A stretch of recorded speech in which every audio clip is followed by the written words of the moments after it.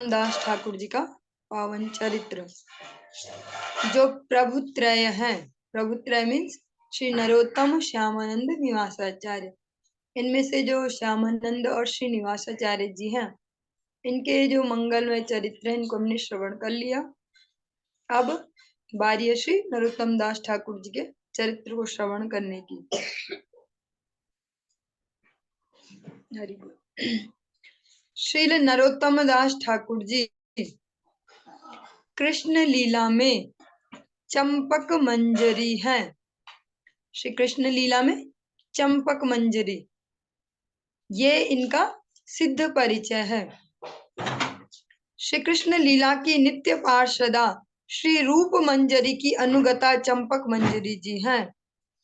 रूप मंजरी इस जगत में जब आती है भगवान की सेवा के लिए, तो भगवान से विमुख जीवों को भगवान की ओर उन्मुख करने, तो वो आती है श्री रूप गोस्वामी जी के रूप में।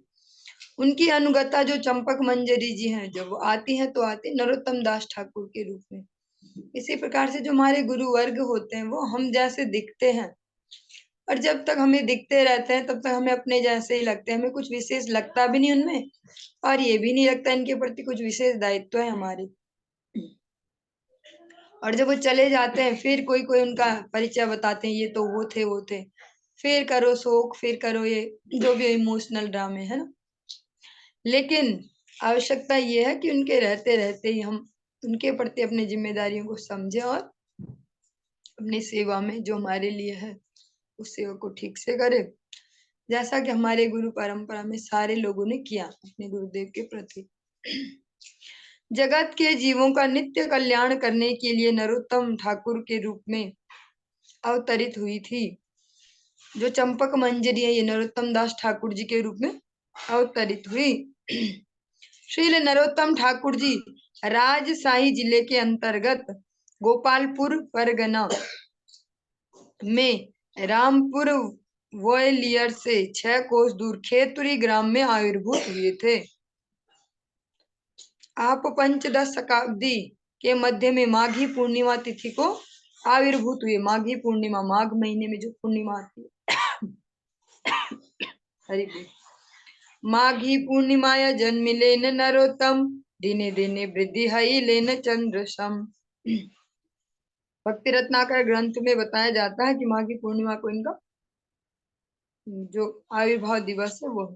इनके पिता राजा श्री कृष्णानंद दत्त जी गोपालपुर परगना के अधिपति थे। अधिपति मीन्स जो वहां पे रूल कर रहे थे, एक पूरे इलाके के रूलर थे, श्री कृष्णानंद दत्त। आपकी माता जी का नाम श्री नारायणी देवी था। श्री कृष्णानंद दत्त के बड़े भाई का नाम था श्री पुरुषोत्तम दत्त। किसी किसी का कहना है कि पुरुषोत्तम दत्त इनके छोटे भाई थे।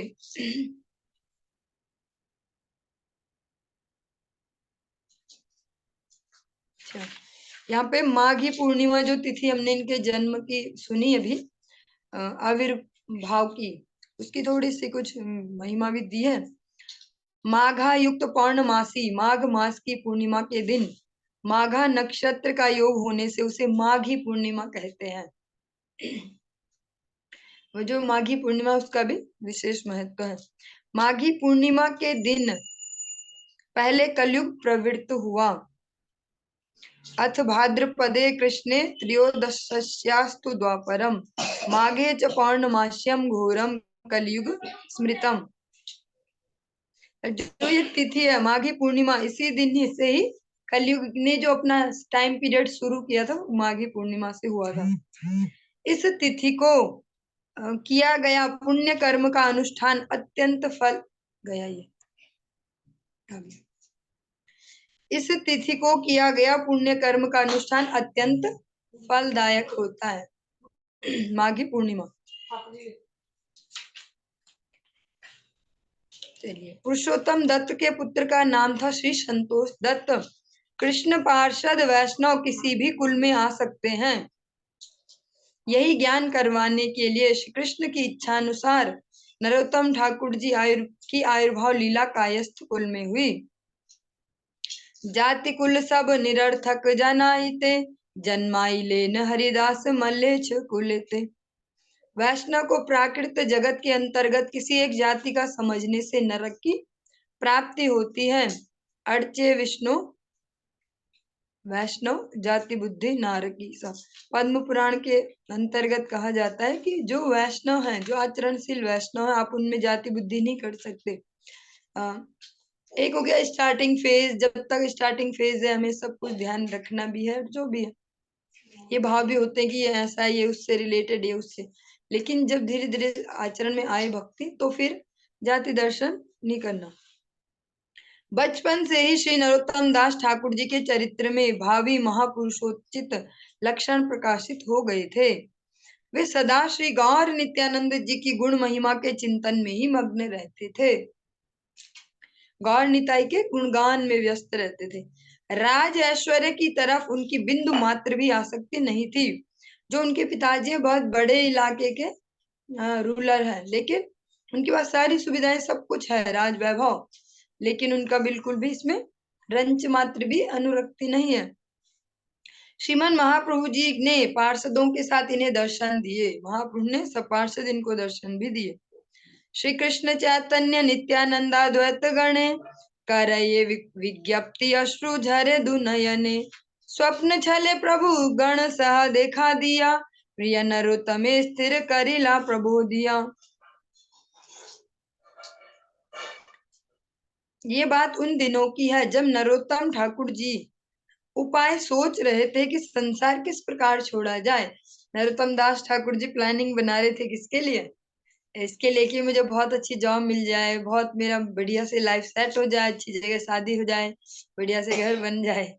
जब वो सेटिंग कर रहे थे कि संसार कैसे छूटे, वो इसके लिए प्लानिंग कर रहे थे कि कैसे संसार छूटे मेरा। जैसे रूप गोस्वामी जी, सनातन गोस्वामी जी ने प्लानिंग की बकायदा, कैसे संसार छूटे। हाँ, रूप गोस्वामी जी तो गए और सनातन गोस्वामी जी रह गए, तो वो वहां पे ब्राह्मणों को बिठा के इसलिए यज्ञ करवाते हैं पुरस्चरण कि मेरा सब नाश हो जाए संसार। हम इसलिए यज्ञ करवाते हैं, इसलिए जप बिठाते हैं, घर में पंडित जी बुलाते हैं 4-4, 5-5 और पाठ करवाते हैं 5-5 दिन का, 9-9 दिन का, कि सब ठीक हो जाए, सुख संपत्ति घर आवे, कष्ट मिटे तन का। लेकिन सनातन गोस्वामी जी इसलिए वहां पुरस्चरण करवाते हैं अपने घर पे, ताकि सब चौपट हो जाए। नरोत्तम दास ठाकुर जी भी यही प्लानिंग करे कि कैसे यहाँ से छुटकारा मिल पाए। उसी समय एक दिन उनके पिताजी व चाचा जी सभी किसी राज कार्य के लिए किसी अन्य स्थान पर गए। इसे अच्छा समय जानकर इन्होंने किसी प्रकार से माता जी को समझाया और चौकीदार को धोखा देकर कार्तिक पूर्णिमा तिथि को संसार का त्याग कर निकल पड़े। तो हर सेकंड वो ढूंढ रहे थे मौका, कैसे बाहर निकल जाए, कैसे बाहर निकल जाए।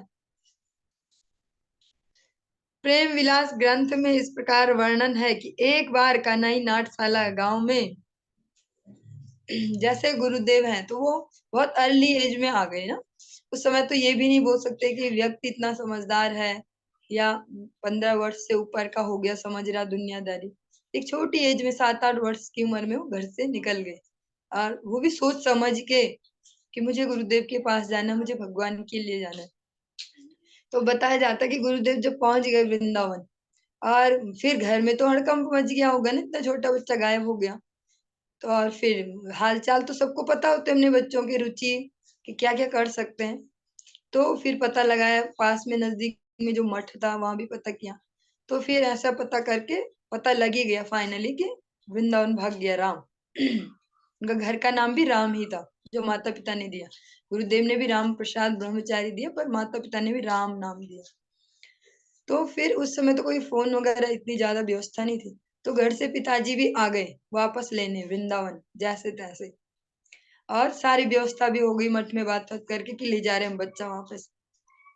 और ले जाने के लिए तैयार हुए तो बताया जाता है कि इतने आंधी तूफान, इतना प्रतिकूल मौसम हो गया, ट्रेनें सारी रद्द हो गई और हर तरफ से प्रतिकूलताएं आ गई, ऐसे आंधी तूफान। और तो वो भी समझ गए, सबने फिर उन्हें समझाया, सारे महात्माओं ने, कि भैया इसको तो ठाकुर जी भी छोड़ना नहीं चाह रहे, है ना। तो फिर फाइनली उन्होंने छोड़ ही दिया और चले गए। तो भगवान भी कुछ प्लानिंग करते अपने भक्तों के लिए। ऐसे नरोत्तम दास ठाकुर जी भी देखते रहते थे। जैसे कोई दुनिया में देखे तो कोई कामी पुरुष या कोई नशेड़ी ऐसे ढूंढते रहते ना मौका, कहाँ से थोड़ा 50 रुपए मिले, 100 रुपए मिले, एक बोतल लेंगे, एक सिगरेट लेंगे, ऐसा कुछ। तो भक्त भी ऐसे मौका ही ढूंढते रहते हैं, कब कहाँ से कुछ मौका मिले, थोड़ा साधु संग का, थोड़ा हरि कथा का। तो नरोत्तम दास ठाकुर जी भी देखते रहते थे, कभी तो मौका लगेगा भागने का। तो जैसे ही पिताजी और चाचा जी गए, माता जी को तो समझाया, क्योंकि माता जी तो जानती है ना उनके इंटरनल भाव। तो उनको बताया और चौकीदार को धोखा देके भाग गए।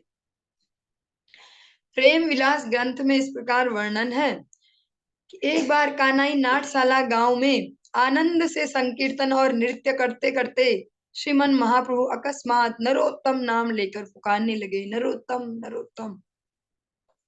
महाप्रभु जी का भावावेश देखकर नित्यानंद प्रभु जी ने इसका कारण पूछा। तो महाप्रभु जी ने कहा, देखो श्रीपाद, तुम मेरी महिमा स्वयं ही नहीं जानते हो। तुम अपनी महिमा, मेरी नहीं, तुम अपनी महिमा स्वयं ही नहीं जानते हो। नीलाचल जाते समय आपने कई दिन आंसू बहाए थे, जानते हो? आपने जो आंसू बहाए थे वे मैंने इकट्ठे करके रखे हैं।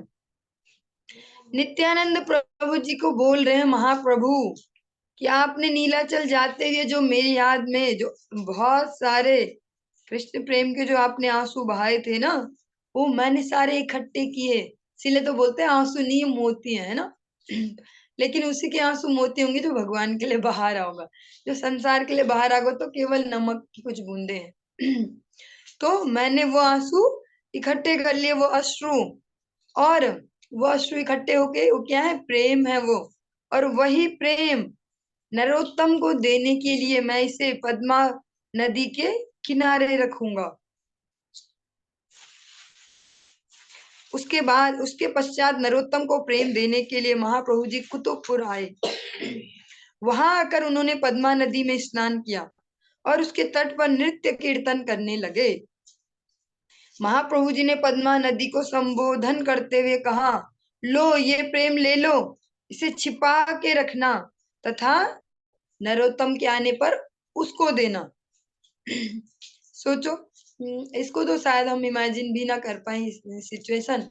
महाप्रभु नित्यानंद प्रभु को कहते, आपके आंसू मैंने समेट के रखे हैं, जो आपके अश्रु बिंदु हैं, वो आपका जो प्रेम है वो मैंने समेट के रखा है, और इसको मैं क्या करूंगा, नरोत्तम के लिए छुपा के रखूंगा।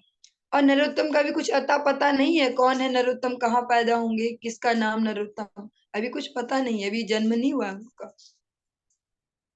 और पद्मा नदी में आके स्नान करते हैं और पद्मा जी को बोलते हैं कि तुम इसको छुपा लो, जब नरोत्तम आएगा तो तुम उसको दे देना, ये जैसे हम कोई चीज छुपा के जाते हैं किसी के लिए कि तुम्हारे लिए ये, तुम्हारे लिए वो।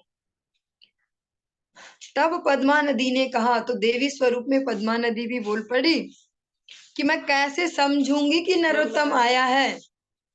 तो सोचो कितनी अद्भुत बात है। वो पद्मा जी भी ये नहीं बोल रही कि क्या होता है प्रेम, दिखाओ कितना किलो है, कैसा दिखता है, क्या है।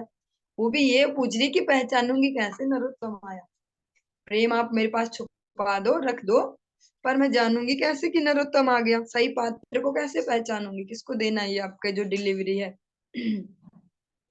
इसके उत्तर में महाप्रभु जी ने कहा, जिसके स्पर्श से तुम में ऊंची ऊंची उछाल वाली लहरें उठने लगेंगी, तो समझ लेना कि नरोत्तम आया है।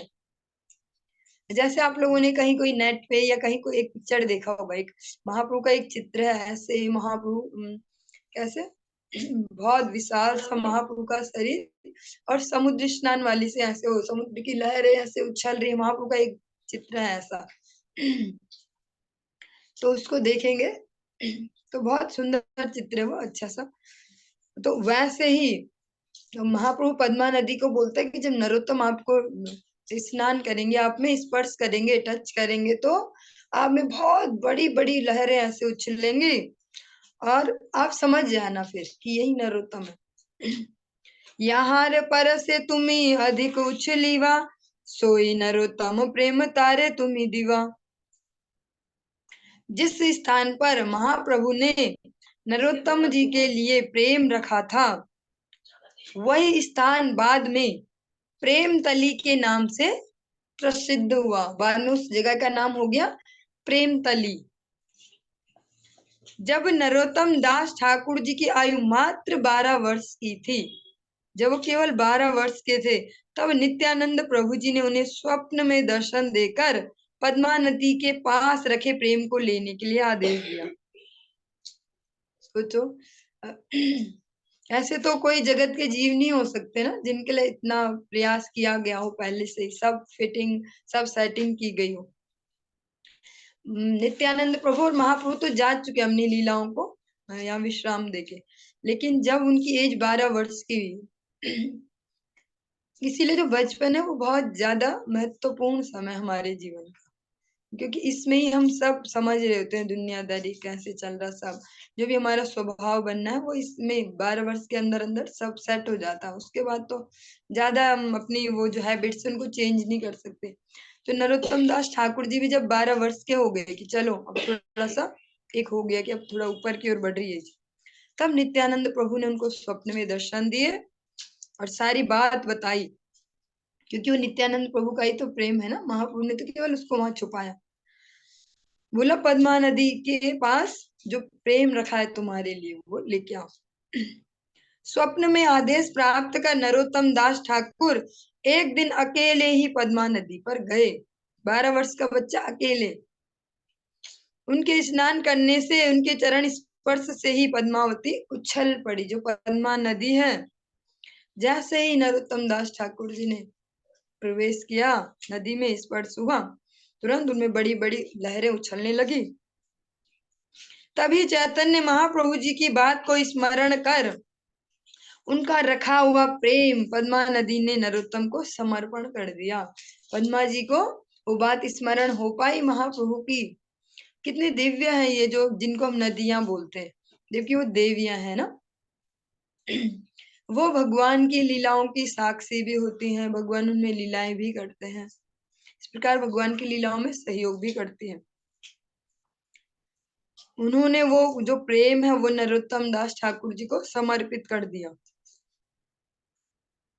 प्रेम प्राप्त करते ही नरोत्तम का भाव, वर्ण सब परिवर्तित हो गया।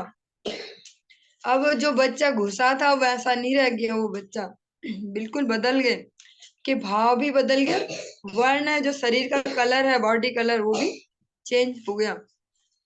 जैसा आप लोगों ने श्रवण किए थे कार्तिक में, खूब सारे याम कीर्तन डेली डेली श्रवण करते थे। फूल के शरीर भरव हमारा, स्वेद कांप स्तंभ हवे बार बार, विवारणा शरीर हरऊ ज्ञान, नाम समाश्रय धरऊ पराण। भक्तिनोद ठाकुर जी इस प्रकार से अपने लिए विश कर रहे कि ऐसा कब होगा मेरा समय, जब ये अष्ट सात्विक विकार उत्पन्न हो। तो यही सब प्रेम विकार है वो नरोत्तम दास ठाकुर जी में उत्पन्न होने लग गए। तो विवर्ण जो बोला, विवर्ण मीन्स रंग बदल जाना, वो भी उनमें हो गया। नरोत्तम के प्रेम विकारों को देखकर उनके माता पिता ने उसे सामान्य स्थिति में लाने के भरसक प्रयास किए, किंतु सभी प्रयास व्यर्थ साबित हुए। और इस जगत में जो असामान्य है, भगवान की भक्ति, भगवान का प्रेम, ये तो नॉर्मल नहीं है ना यहाँ के लिए। तो जब कोई ऐसा दिखेगा तो वो हमें एब नॉर्मल लगेगा, जबकि वास्तव में वही नॉर्मल है, हम सब एब नॉर्मल है। लेकिन जो भक्त दिखेगा तो वैसा यहाँ कोई पाए नहीं जाते अधिकतर, हमें वो लगेगा एब नॉर्मल। तो उनके माता पिता को भी ऐसा ही लगा कि कुछ गड़बड़ है, हमारे बच्चे के साथ कुछ हो गया है, क्या है। और उन्होंने बहुत कोशिश की नॉर्मल हो जाए, ये हम जैसा जैसे था पहले से ऐसे ही नॉर्मल हो जाए, लेकिन सब बेकार साबित हो गई सारी कोशिशें। श्री चैतन्य नित्यानंद जी के प्रेम की मदिरा पान कर उन्मत्त होकर वह ग्रह बंधन को काट कर नरोत्तम वृंदावन की ओर दौड़ पड़े। जैसे एक वो हिंदी कीर्तन आपने लोगों ने कभी श्रवण किया होगा, जो उतरती है चढ़ती है मस्ती, वो हकीकत में मस्ती नहीं है। ऐसे। तो जो भगवान के प्रेम की जो जिसको मस्ती लग गई, जिसको वो नशा लग गया, तो उसको और कुछ चढ़ नहीं पाएगा।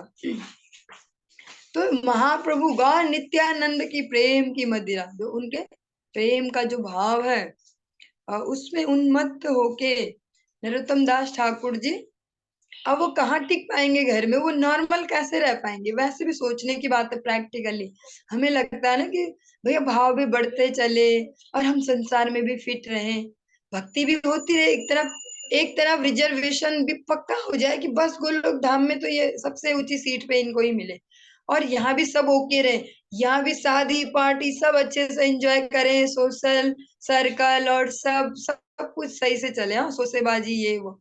क्या ऐसा हो सकता है? ऐसा वैसे संभव नहीं है, क्योंकि उधो मन ना भये 10-20। गोपियां कहती है उधो मन 10-20 नहीं होते, यहाँ भी दे दो, वहां भी दे दो, वहां भी दे दो, एक ही था वो तो गयो हरि संग, हरि को दे दिया। तो ऐसे ही जिनका सच में लग जाता है भगवान में, तो वो नॉर्मल नहीं रह पाते। हाँ, तो फिर नरोत्तम दास ठाकुर जी उन्मत्त होकर वह ग्रह बंधन को काटकर वृंदावन की ओर दौड़ पड़े, श्री धाम वृंदावन की ओर चल पड़े। राजपुत्र होते हुए भी भगवद विरह में कातर नरोत्तम सब प्रकार के देह सुखों की परवाह न करते हुए भगवत प्रेम में रोते रोते दिन रात नंगे पांव चलते जा रहे थे।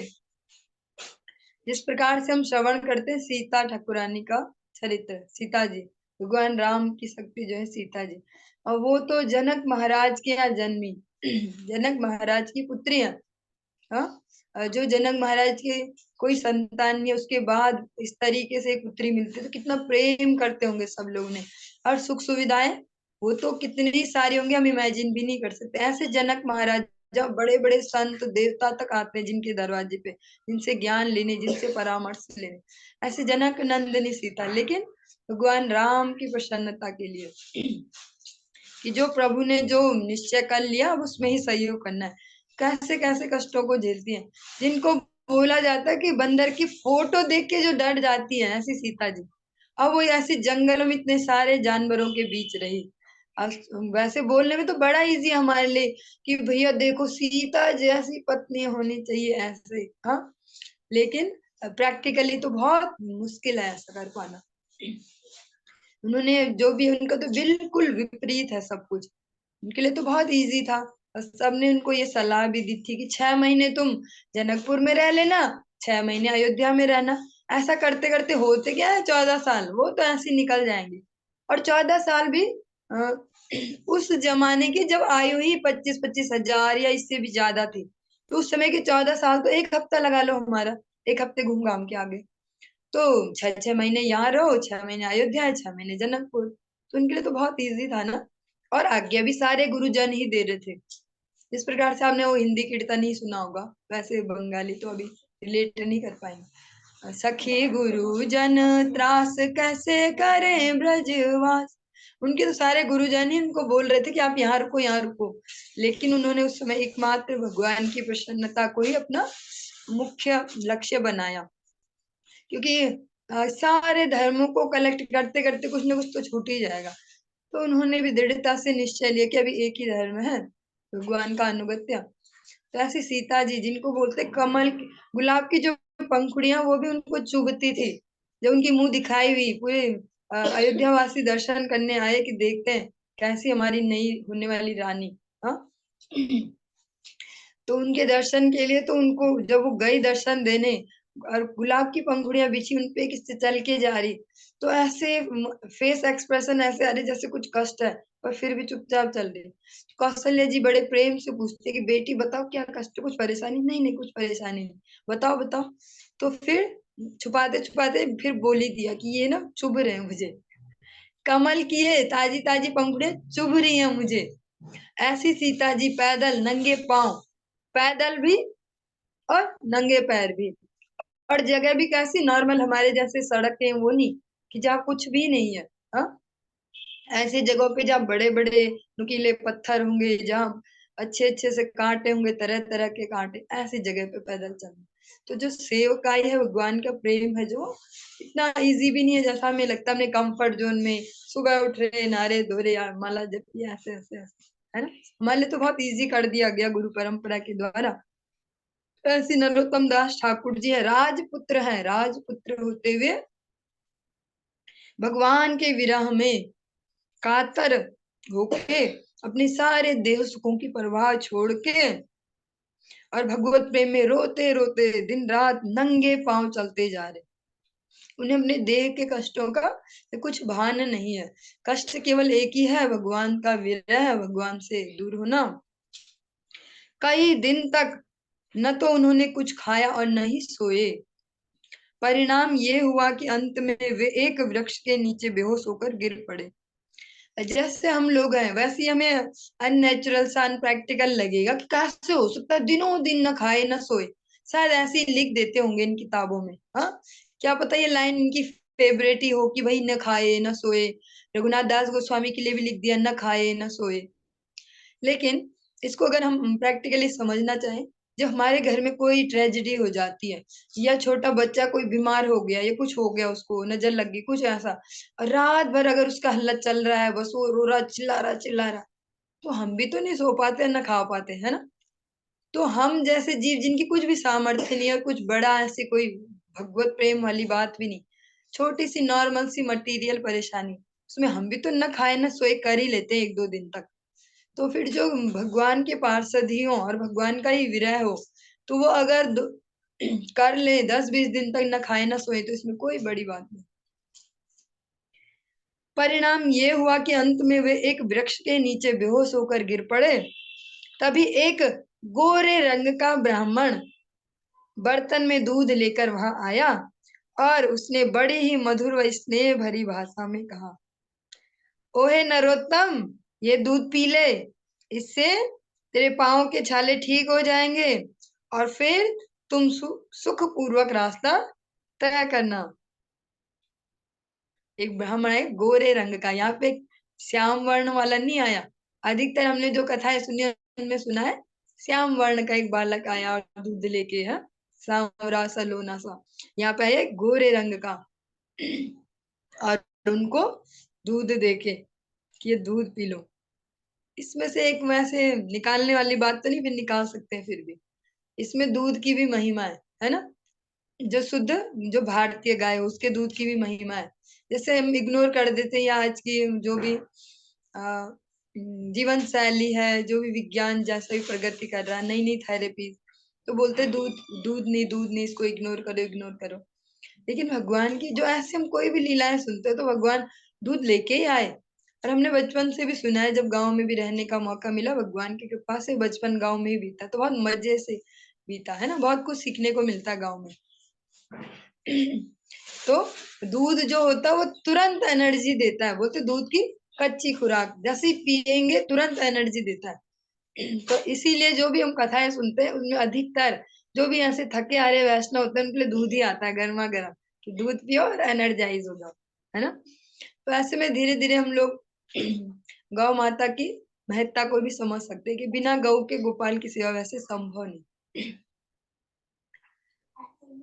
इतनी बात कहकर ब्राह्मण अंतर्ध्यान हो गया और नरोत्तम जी को थकावट के कारण नींद आ गई और उसी वृक्ष के नीचे जमीन पर नरोत्तम जी सो गए।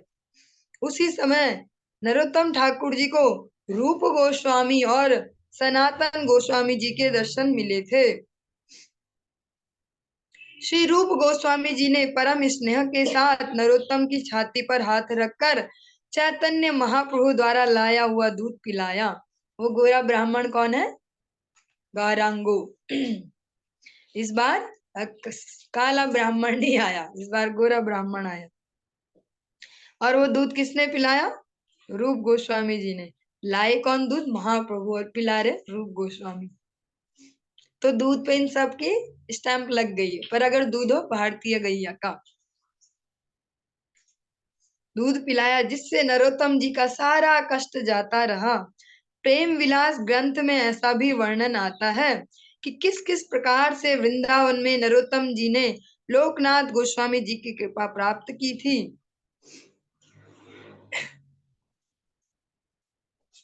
नरोत्तम दास ठाकुर जी की आविर्भाव माघी पूर्णिमा को हुआ था, जबकि इनका संसार का त्याग कार्तिक पूर्णिमा को हुआ था। इनकी लाइफ में जो पूर्णिमा तिथि है उसका विशेष महत्व है। माघी पूर्णिमा को इनका आविर्भाव हुआ। जो घर बार ये छोड़ के जो भगवान के विशेष अनुराग में कम जो क्वालिटी वाली वस्तुएं थी इन्हें छोड़ के आगे बढ़े, वो तिथि है कार्तिक पूर्णिमा। इनकी ही लोकनाथ दास गोस्वामी जी से दीक्षा कब हुई? श्रावण पूर्णिमा। इसलिए तिथियों का भी अपना विशेष महत्व है। जो भारतीय कल्चर है, सनातन संस्कृति, इसमें तिथियां बहुत महत्वपूर्ण है। किसी किसी के मतानुसार नरोत्तम ठाकुर अपने पिता की मृत्यु के पश्चात अपने बड़े भाई श्री पुरुषोत्तम दत्त के पुत्र संतोष दत्त को राज्यभार सौंपकर वृंदावन गए थे। कुछ लोग बोलते हैं कि ये बाद में गए। श्री नरोत्तमेर क्रिया कही थे कि पारी सर्व तीर्थदर्शी कुमार ब्रह्मचारी सर्व तीर्थदर्शी परम भागवतोत्तम श्री नरोत्तम दास। श्री भक्ति रत्नाकर ग्रंथ।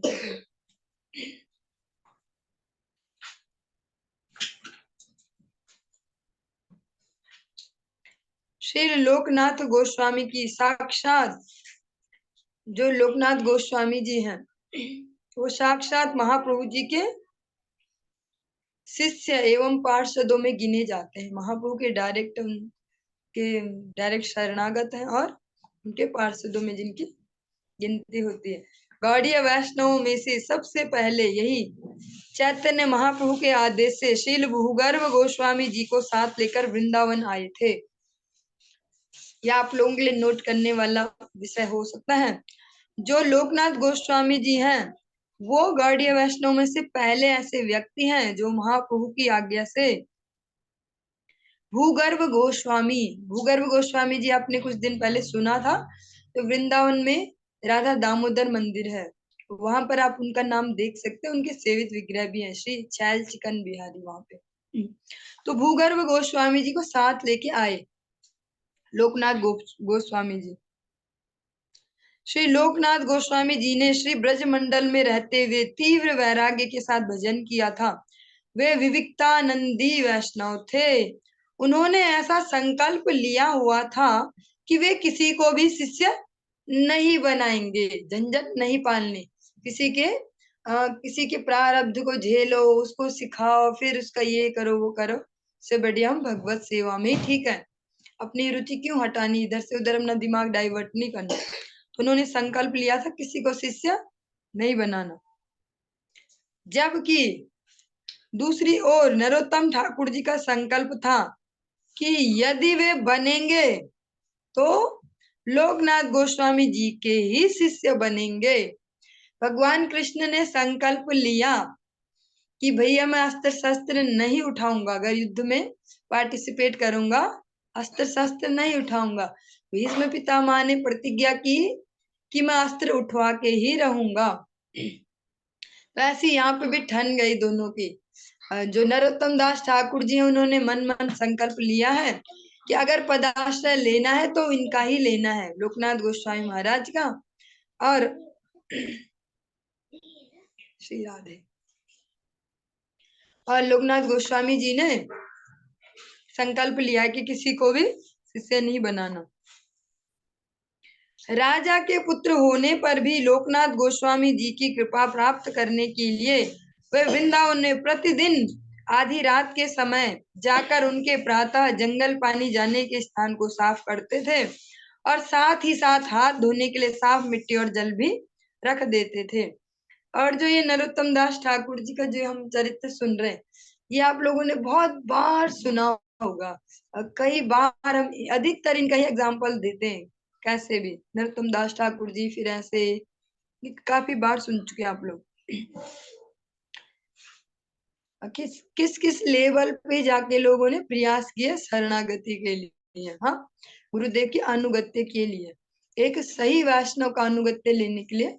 और हमारे लिए तो भगवान ने कितना इजी कर दिया है, हाँ, घर बैठे ही दीक्षा मिल जाती है। गुरुदेव आते हैं, कृपा करते हैं, क्योंकि उन्हें पता है कि अब वो ऐसे जीव नहीं है कि जो खुद से जिज्ञासा करें कि हम भी जीवन सुधारें, है ना।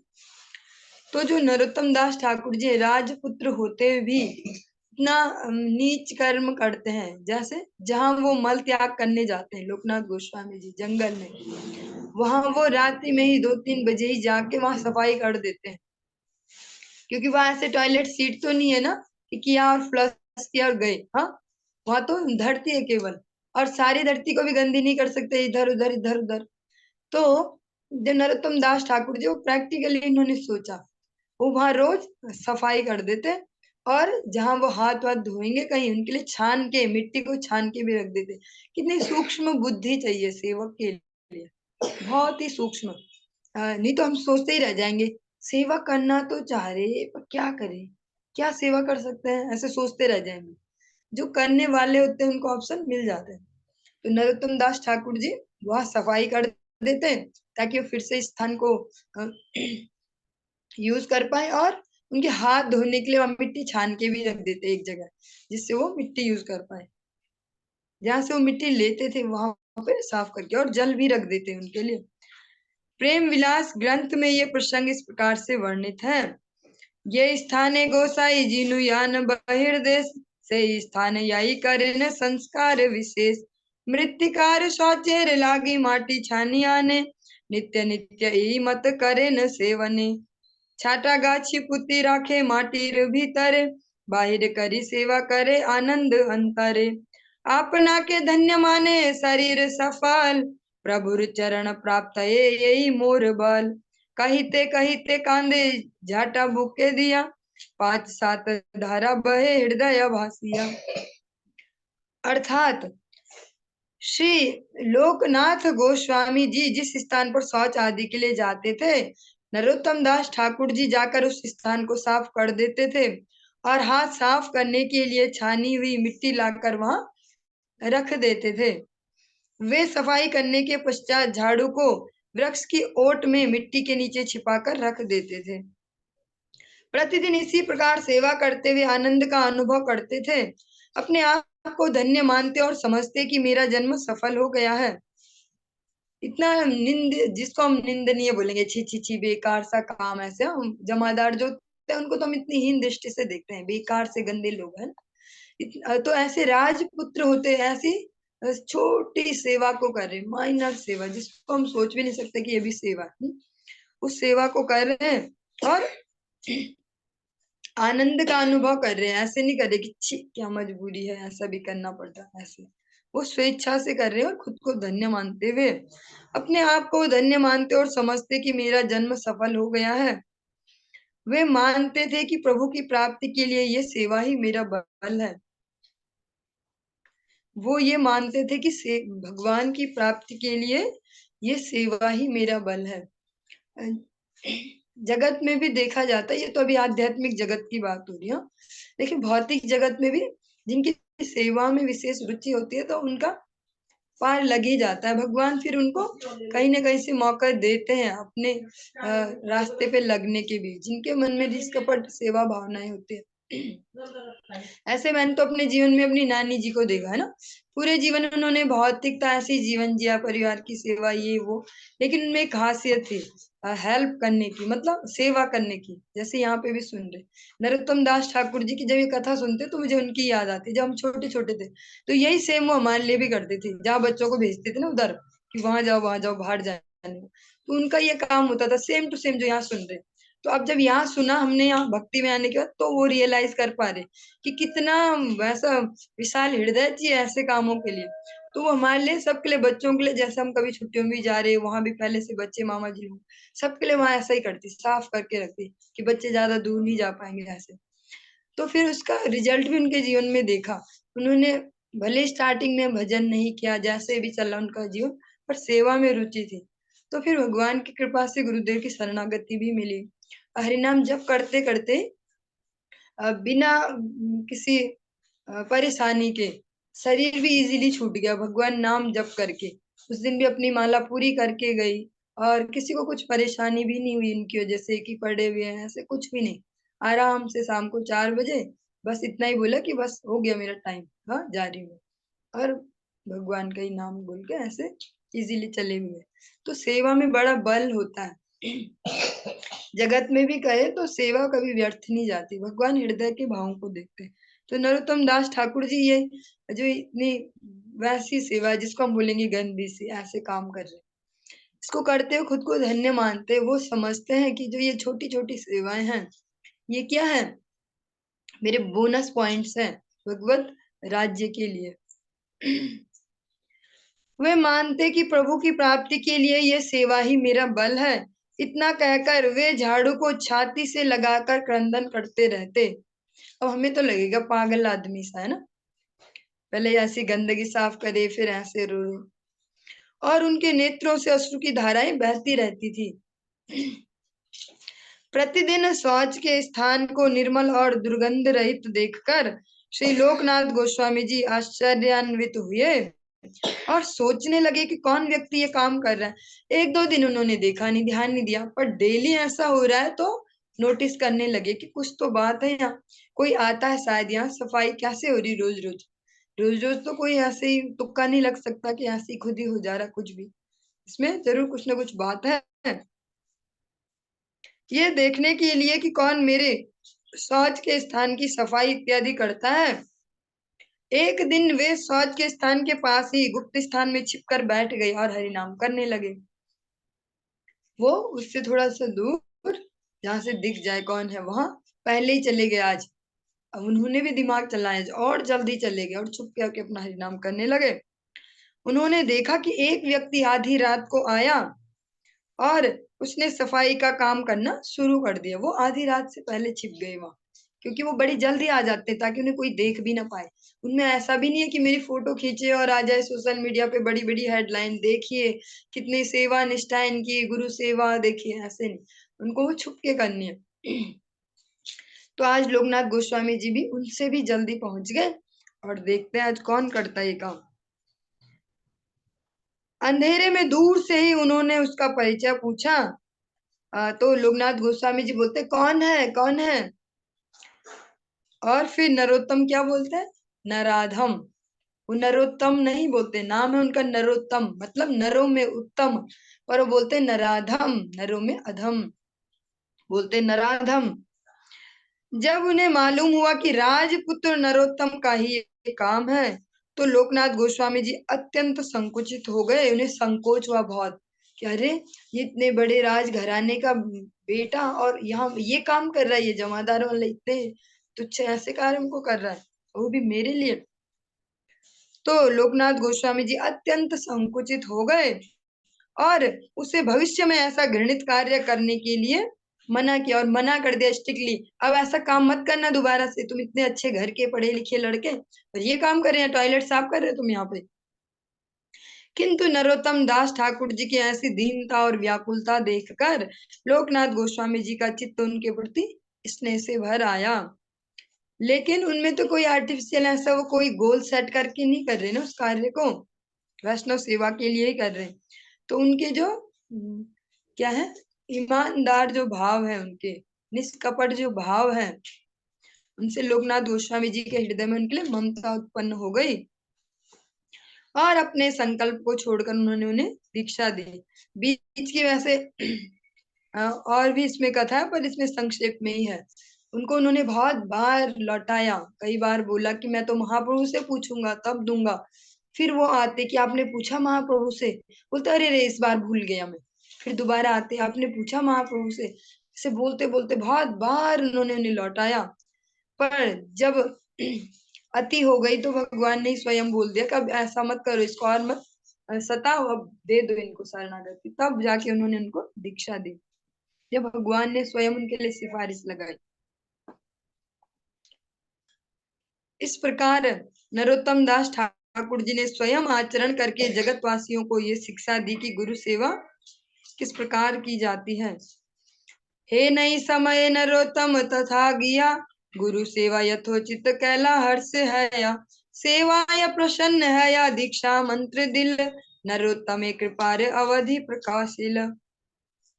अर्थात उसी समय नरोत्तम जी ने वहां जाकर आनंद के साथ यथोचित श्री गुरु की सेवा की। उनकी सेवा से प्रसन्न होकर गुरु जी ने उन्हें दीक्षा प्रदान की तथा इसके द्वारा उन्होंने नरोत्तम जी पर असीम कृपा प्रकाशित की।